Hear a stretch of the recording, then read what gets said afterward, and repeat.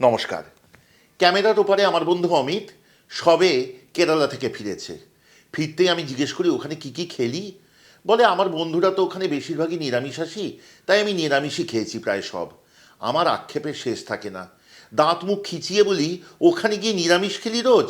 বলে কী আর করবো, আমারও তো কিছু নেই, তবে আমার সাথে বেশ কিছু বন্ধুরা ছিল যারা কাঁকড়া মাছ চিংড়ি এইসব খেয়েছে।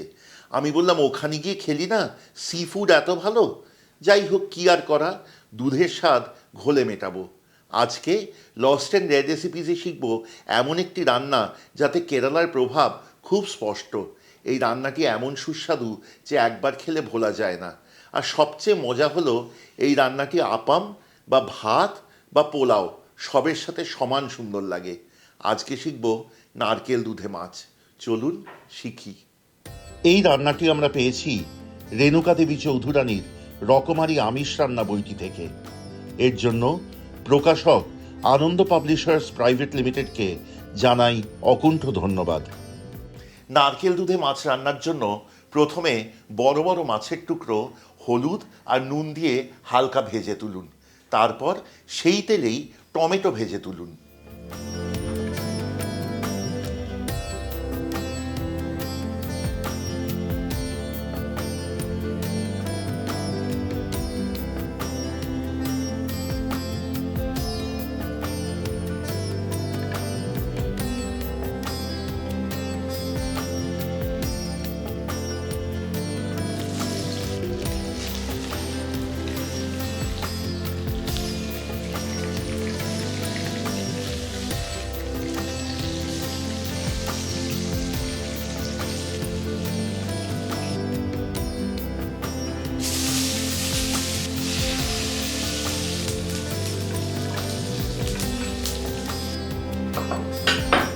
এবার সেই তেলে ঢেলে দিন 3 থেকে 4টি ছোট কুচি করে কাটা পেঁয়াজ এবং অল্পক্ষণ ভেজে নিয়ে তাতে দিয়ে দিন 1.5 টেবিল চামচ পরিমাণ আদা কুচি।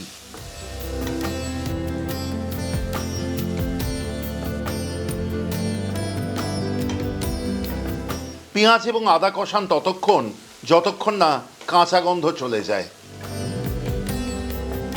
এই সময় এতে মেশান 3 থেকে 4 টেবিল চামচ পরিমাণ নারকেলের দুধ।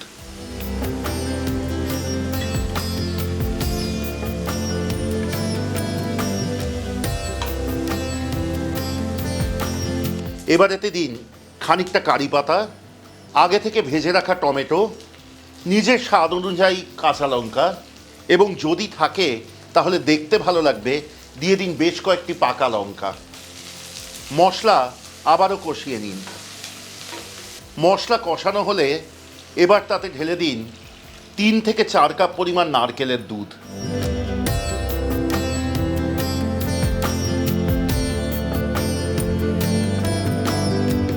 ঝোল ফুটে উঠেছে, এবার এতে যোগ করুন স্বাদ অনুযায়ী নুন এবং অল্প চিনি ও রান্নাটি ফুটে নারকেল দুধ ঘন হতে দিন। ঝোল ফুটে ঘন হয়েছে, এবার ছেড়ে দিন মাছগুলি।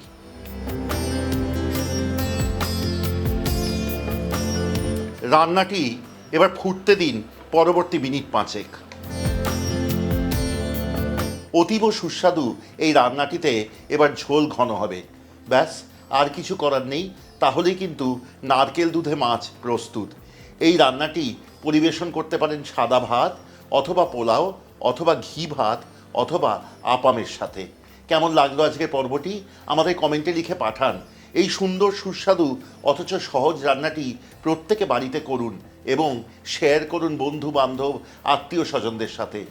বিশেষ করে যারা প্রবাসে থাকেন তাদের জন্য এরকম সহজ রান্না কিন্তু খুব উপকারী হয়। যদি আমাদের যোগাযোগ করতে চান তাহলে আমাদের যোগাযোগের নম্বর হলো 6291834357।